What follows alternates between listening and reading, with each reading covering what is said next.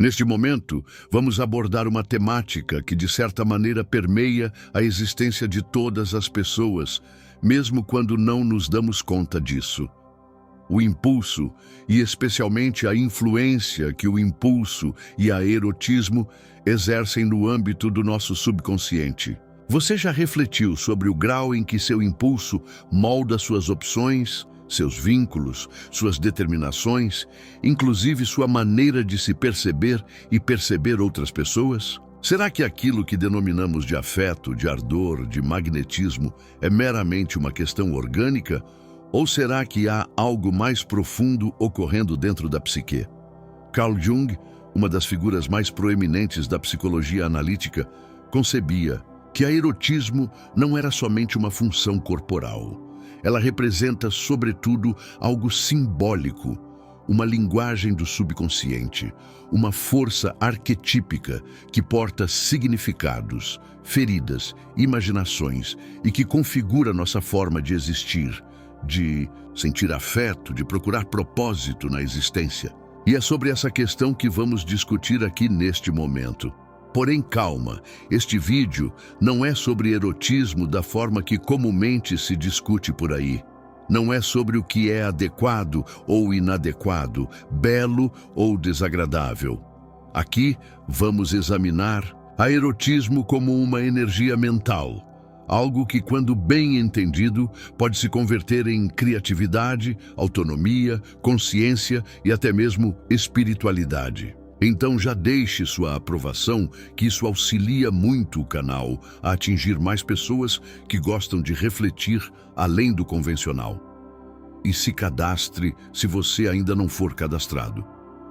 Toda semana trazemos reflexões sobre comportamento humano, filosofia aplicada e psicologia profunda. E me responda algo nos comentários. Você acredita que o impulso nos domina ou que conseguimos dominar o impulso?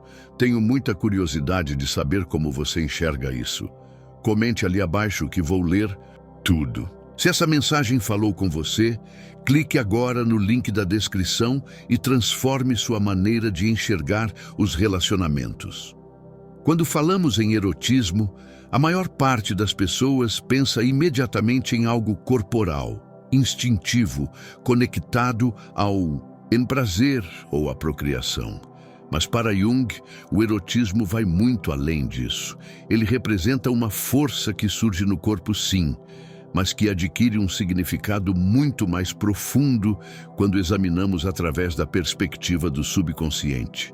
Jung enxergava a erotismo como uma energia arquetípica. Isso significa que ela não é apenas uma necessidade orgânica, mas uma espécie de símbolo universal, presente em todas as culturas, mitologias, religiões e narrativas da humanidade. É como se o impulso fosse uma linguagem que o subconsciente utiliza para se manifestar, e que surge disfarçada nas nossas imaginações, nos nossos sonhos, nas nossas buscas, até nas nossas angústias. Essa energia, quando mal entendida ou sufocada, pode se tornar caótica, gerar compulsões, conflitos, dependências, frustrações. Mas quando começamos a examinar ela com mais consciência, ela pode ser direcionada para algo muito maior do que apenas o prazer momentâneo. Pode se transformar em arte, pode se transformar em insight, pode se transformar em cura, e isso ocorre porque o impulso, no fundo, está conectado ao movimento da alma. É ele que nos impulsiona a sair do lugar, a procurar algo, a nos aproximar de alguém, a criar, a transformar. É ele que nos convida a viver com intensidade e, simultaneamente, é ele que nos confronta com nossas sombras, nossos receios, nossas inseguranças. Jung acreditava que essa força erótica é, na realidade, uma das manifestações daquilo que ele denominou de libido, mas não no sentido freudiano puramente erótico. Para Jung, a libido é uma energia vital mais ampla que pode se manifestar de várias formas: impulso por uma pessoa, por uma ideia, por um objetivo, por uma transformação. E o mais fascinante é que essa energia pode ser transformada. Ela pode mudar de direção, de forma, de intensidade. Quando você a reprime, ela não desaparece, ela se oculta, se disfarça. Mas quando você acolhe, escuta e entende o que ela está tentando comunicar, ela se integra. E é aí que a erotismo deixa de ser apenas impulso e se torna ferramenta de crescimento pessoal. É como se o impulso não estivesse apenas querendo te levar para fora, para alguém, para alguma experiência, mas também para dentro, para um lugar onde você pode se encontrar verdadeiramente. Um lugar onde o impulso se torna ponte, não prisão. Agora, para compreender ainda melhor como essa energia erótica atua dentro de nós, precisamos falar sobre dois conceitos fundamentais da psicologia junguiana, a ânima e o ânimos. Esses dois termos representam o feminino e o masculino, mas não no sentido externo de gênero ou comportamento social. Jung dizia que todos nós carregamos dentro da nossa psique uma imagem do oposto. Ou seja, dentro de cada homem existe uma mulher interior, a ânima, e dentro de cada mulher existe um homem interior, o ânimos.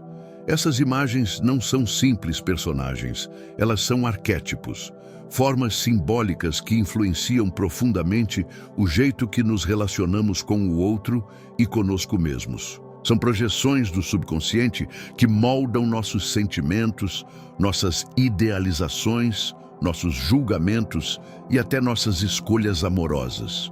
Reflita comigo, quantas vezes você já se sentiu intensamente atraído por alguém que nem fazia tanto, sentido racionalmente?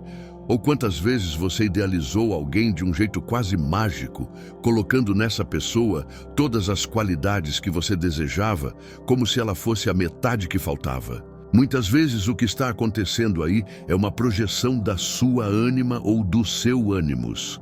Você não está enxergando o outro como ele realmente é. Está enxergando uma parte de você que está oculta, subconsciente e que se manifesta através do impulso. É como se o subconsciente usasse o outro para mostrar aquilo que você precisa integrar dentro de si.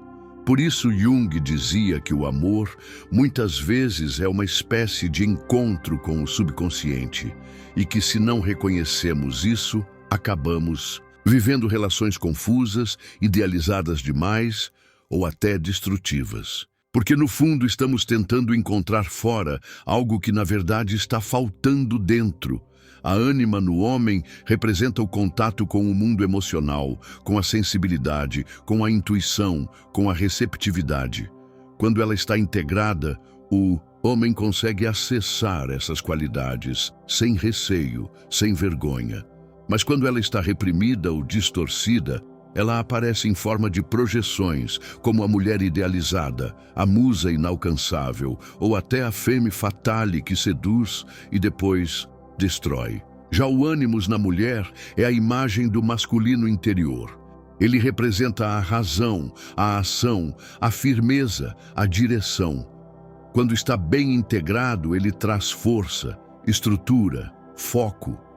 Mas quando está mal resolvido, ele aparece em forma de crítica, interna rigidez, excesso de racionalidade, ou até na forma daquele homem idealizado, forte, protetor, salvador, que muitas vezes não existe na realidade. Esses arquétipos atuam no nosso subconsciente o tempo todo. Eles influenciam a forma como nos atraímos por alguém, como esperamos ser amados e até o que projetamos num relacionamento. E o que Jung nos convida a fazer é parar de buscar fora o que está faltando dentro e começar um processo de integração. Ou seja, olhar para essas imagens internas com mais atenção, entender o que elas estão tentando nos mostrar e permitir que o feminino e o masculino dentro da gente possam dialogar, cooperar e se equilibrar. Porque no fim das contas, o verdadeiro encontro é sempre conosco mesmos. E é aí que entra uma das ideias mais provocadoras de Jung, muitas vezes quando nos apaixonamos. Não estamos amando o outro de verdade. Estamos amando um espelho, um reflexo, uma parte nossa que foi projetada naquela pessoa. Pode parecer estranho no começo, mas reflita comigo quantas vezes você já conheceu alguém e sentiu aquela conexão intensa, quase como se fosse alma gêmea, como se aquela pessoa te completasse de um jeito inexplicável. Isso, para Jung, muitas vezes é a ânima ou ânimos atuando em cheio. É o subconsciente usando o outro para revelar algo que ainda está escondido dentro de você. Essas projeções não são ilusões tolas. Na verdade, elas têm uma função. O subconsciente faz isso para tentar te mostrar algo que precisa ser reconhecido, acolhido e integrado. Por exemplo, se um homem projeta a ânima numa mulher, pode ser que ele esteja tentando se reconectar com sua própria sensibilidade, com seu lado emocional, com uma parte criativa que ficou esquecida. Se uma mulher projeta o ânimos num homem, talvez esteja buscando força, estrutura, direção, mas não no outro, e sim nela mesma. O problema é que quando não percebemos essa dinâmica, começamos a cobrar do outro aquilo que ele nunca prometeu ser. Começamos a idealizar demais, a esperar perfeição, a sofrer por expectativas que nunca vão se realizar. E aí o amor vira confusão, frustração, até dor. Quantas vezes você já ouviu ou viveu aquela história de uma relação que começou mágica, intensa, linda, e depois virou um pesadelo emocional? Na linguagem junguiana, isso acontece porque a projeção foi quebrada. A imagem idealizada começa a desmoronar e começamos a ver o outro como ele realmente é humano, imperfeito, diferente da fantasia. Mas olha só, isso não é ruim, isso faz parte do processo. Jung dizia que o objetivo da projeção é justamente ser quebrada, porque é nesse momento que você tem a chance de retirar essa imagem do outro e reintegrar dentro de si. É nesse momento que o amor deixa de ser ilusão e começa a virar verdade, quando você para de exigir que o outro te complete e começa a se completar por inteiro. Quando você entende que o outro pode ser um companheiro de jornada, mas não o seu salvador, não o seu espelho ideal, nem a peça que faltava no quebra-cabeça. Esse tipo de amor mais consciente nasce depois que você encara o espelho e decide continuar o caminho com os próprios pés. É aí que o impulso começa a deixar de ser carência e vira potência. E é exatamente nesse ponto que começamos a enxergar a erotismo com outros olhos.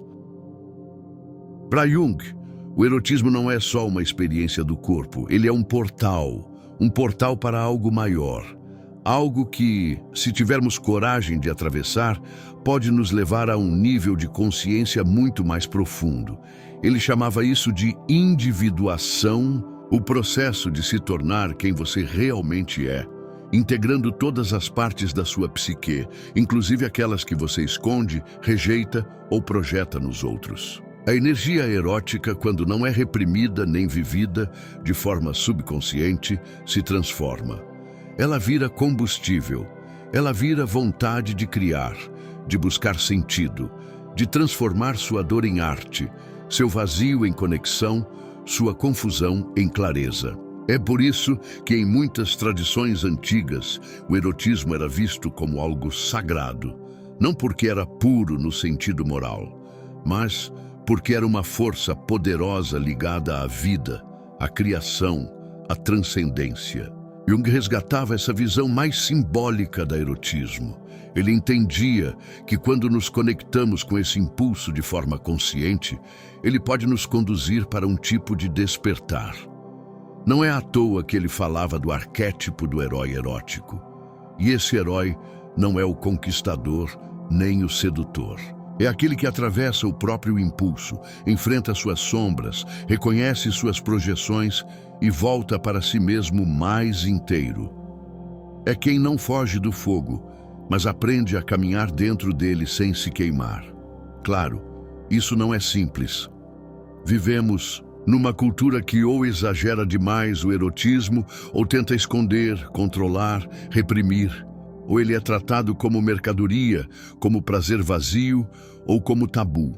Mas Jung propõe outro caminho, o da integração, o de olhar para o impulso sem receio, sem culpa, sem idealizações, de entender que o impulso pode sim te derrubar, mas também pode te levantar, pode te escravizar, mas também pode te libertar. Tudo depende da consciência que você coloca sobre ele. Quando você começa a entender o que realmente está buscando por trás de cada atração, de cada carência, de cada fantasia, começa a surgir uma outra relação com a erotismo mais livre, mais honesta, mais transformadora. E é nesse ponto que o impulso deixa de ser só instinto e vira caminho espiritual. Mas para chegar nesse nível de consciência, tem um passo que muita gente evita: o encontro com a sombra. Para Jung, a sombra é tudo aquilo que rejeitamos em nós mesmos.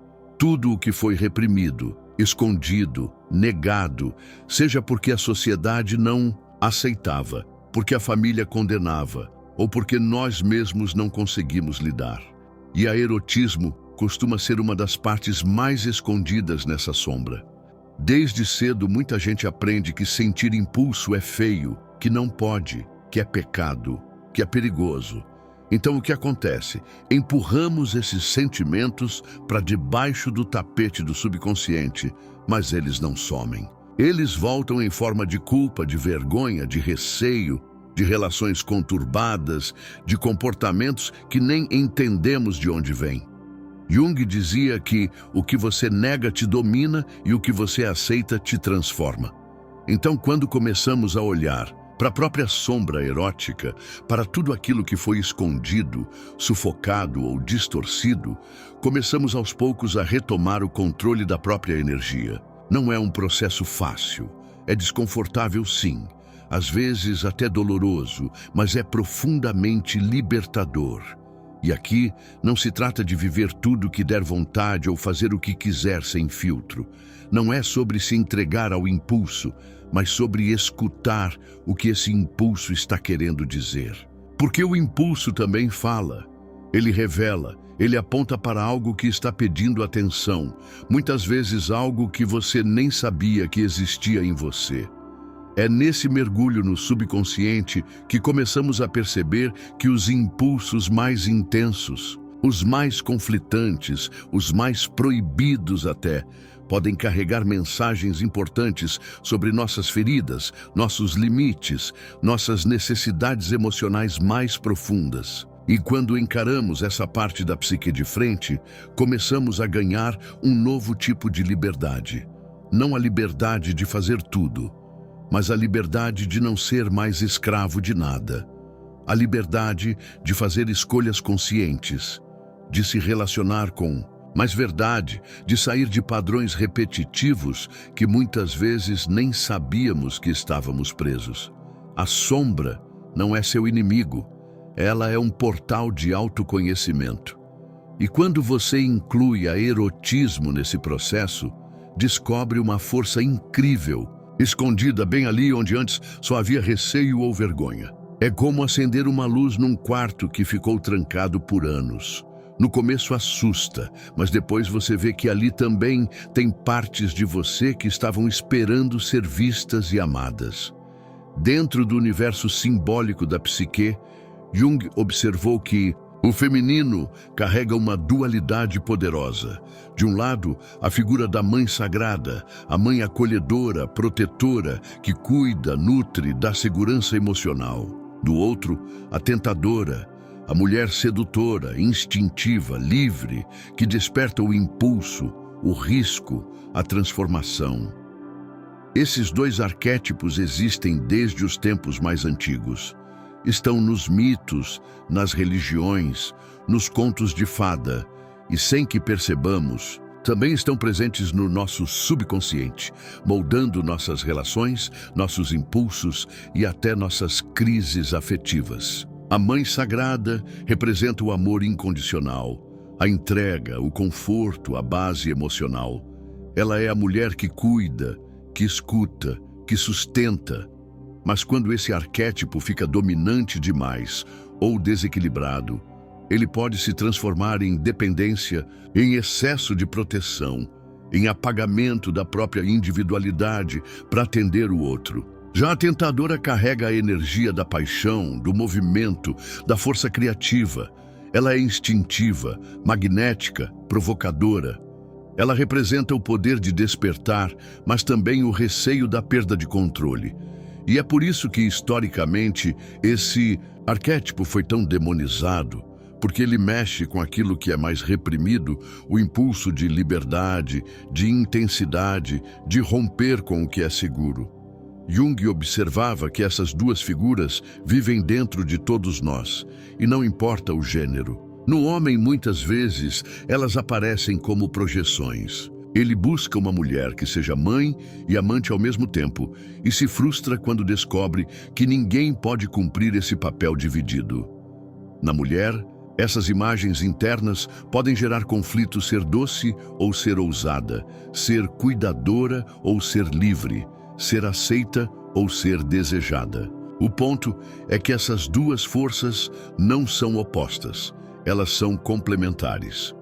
E quando aprendemos a reconhecer essa dualidade dentro de nós e a integrar as duas faces do feminino, paramos de viver em conflito.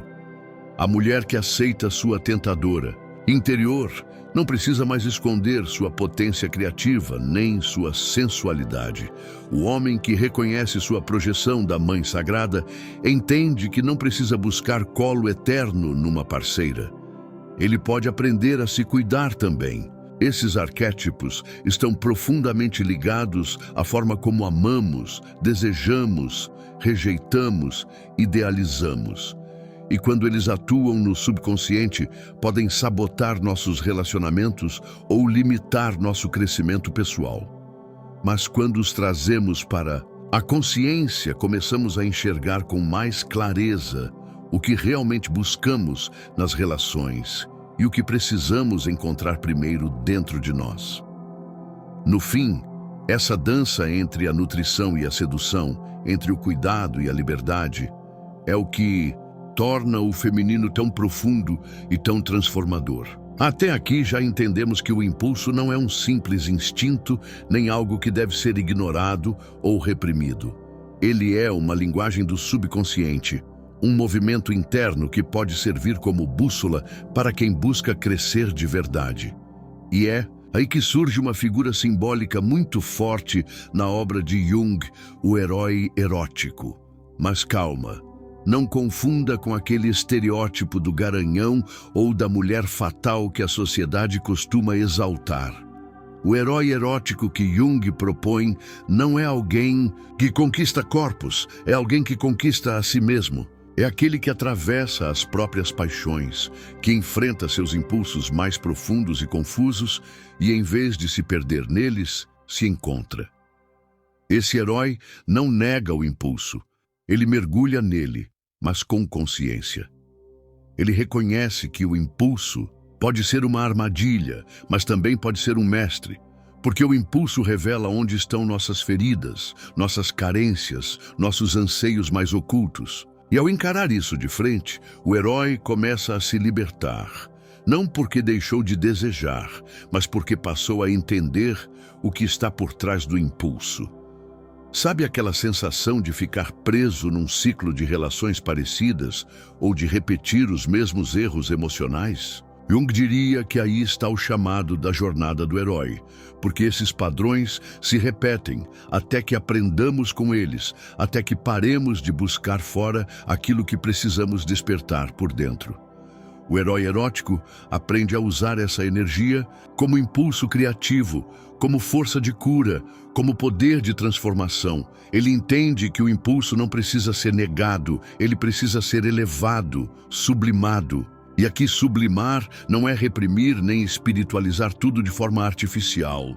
É canalizar essa força para algo que expanda a consciência para a arte, para a conexão real, para a transformação pessoal, para a criação de algo com sentido. É como transmutar o fogo, deixar de se queimar com ele e começar a iluminar o caminho com a sua luz.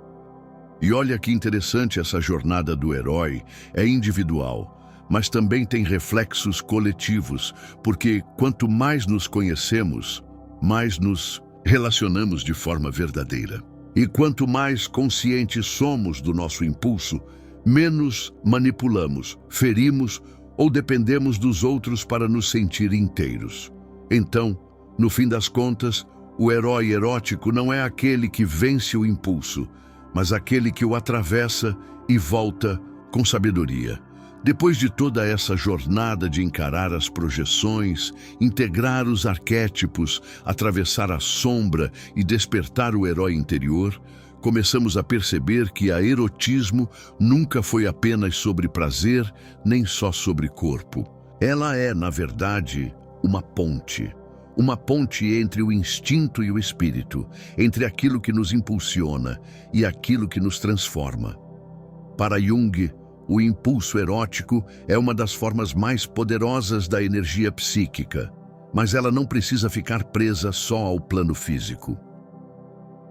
Essa mesma força, quando reconhecida e canalizada de forma consciente, se transforma em algo maior: criatividade, inspiração, conexão com o sagrado. Em muitas tradições antigas isso já era entendido.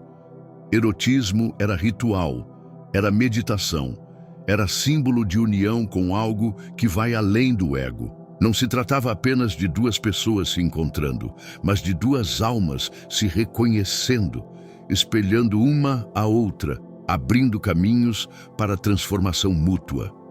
É claro que nossa cultura moderna perdeu muito desse olhar.